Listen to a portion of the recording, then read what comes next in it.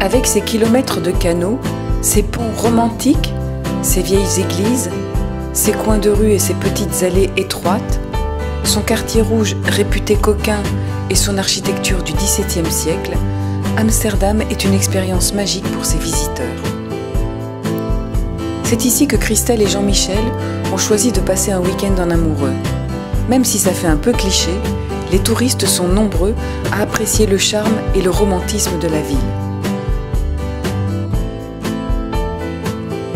Surnommée la Venise du Nord parce que la moitié de sa surface est occupée par l'eau, Amsterdam est comme tout le pays, construite au niveau de la mer. Son nom, qui est le résultat d'une contraction entre Amstel, du nom de la rivière qui coule dans la ville, et Dam, qui signifie digue, rappelle cette particularité typiquement hollandaise.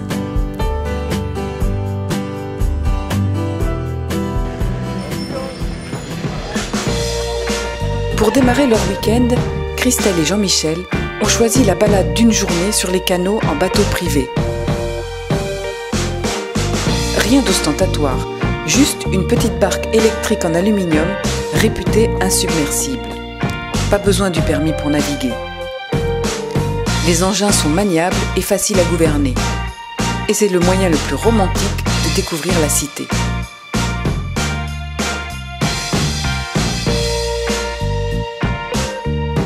Il n'y a pratiquement aucun endroit du centre-ville que l'on ne puisse admirer à partir de l'eau.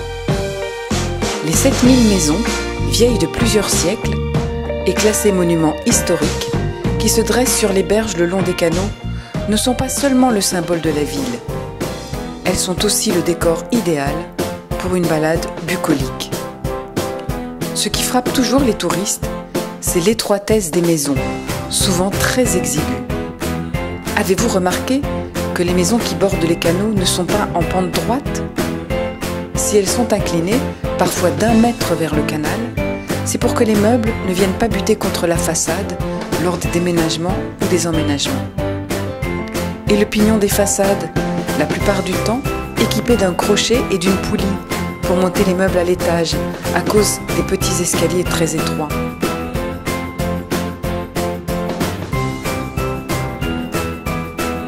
Surprenante aussi, la double entrée.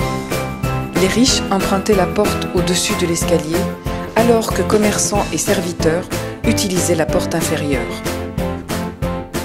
Au fil de l'eau, Christelle et Jean-Michel s'arrêtent quelques instants pour immortaliser l'effervescence des canaux, inscrits depuis 2010 au patrimoine mondial de l'UNESCO et qui sont indiscutablement l'âme de la ville.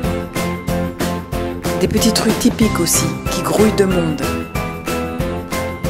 De l'est vers le nord-ouest, on remonte aisément les 4 grands canaux parallèles les uns aux autres. Prinsengracht, Keizersgracht, Herengracht et Singel, qui encerclent le Jordan, cœur historique d'Amsterdam, où se trouve aussi la maison d'Anne Frank, et juste à côté, la Westerkerk, le plus haut clocher d'Amsterdam et sa vue panoramique sur la ville. Le tracé des canaux qui suit les rayons du soleil illumine tour à tour chacun des hôtels particuliers qui bordent ces rivages. Sur les canaux, les édifices les plus anciens datent du XVIIe siècle. Mais la diversité des architectures témoigne de l'empreinte des XVIIIe, XIXe et XXe siècles. On y trouve tous les styles, baroque, renaissance, néoclassique ou art nouveau. Dans les petites rues perpendiculaires, un arrêt obligatoire à Uydenstraat et ses étonnants magasins de fromage.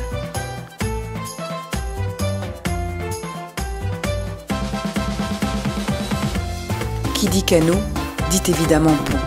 On en compte ici près de 1280, célèbres ou anonymes.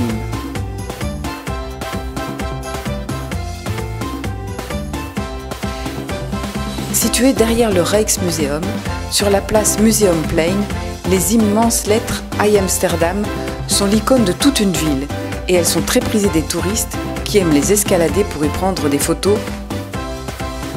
Le Palais Royal aussi, où Willem Alexander fut sacré roi en avril 2013 sur la place du Dam.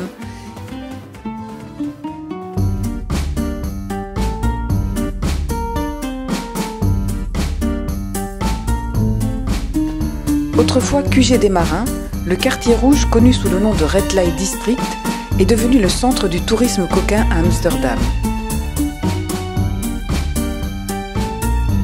C'est aussi le plus vieux quartier d'Amsterdam, comme en témoignent les façades du XIVe siècle, les canaux et les petites ruelles pittoresques.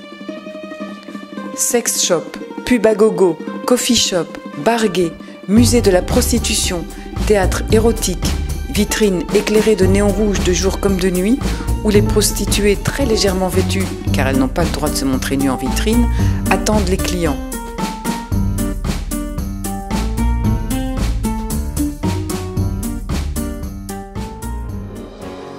Avec plus de 4 siècles d'expertise et de tradition dans le diamant, Amsterdam détient de nombreux joyaux. Impossible pour notre couple d'amoureux de quitter la ville sans une visite de la diamanterie Gassan dans le quartier de Newmarkt en plein cœur d'Amsterdam, dans une ancienne fabrique à vapeur. Une autre facette de la capitale. Gassan Diamonds invite les visiteurs à découvrir l'art de la taille et du polissage des diamants.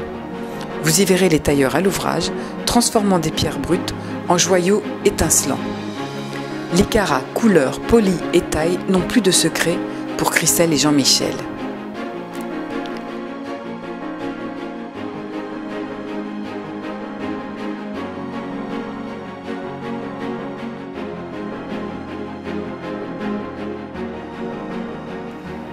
Pour prolonger le rêve, nos deux amoureux ont choisi une chambre avec vue sur le canal, à Landaz, un boutique-hôtel 5 étoiles situé à Prinsengracht, le canal du Prince, tout un programme, dans le cœur historique d'Amsterdam sur le site de l'ancienne bibliothèque municipale.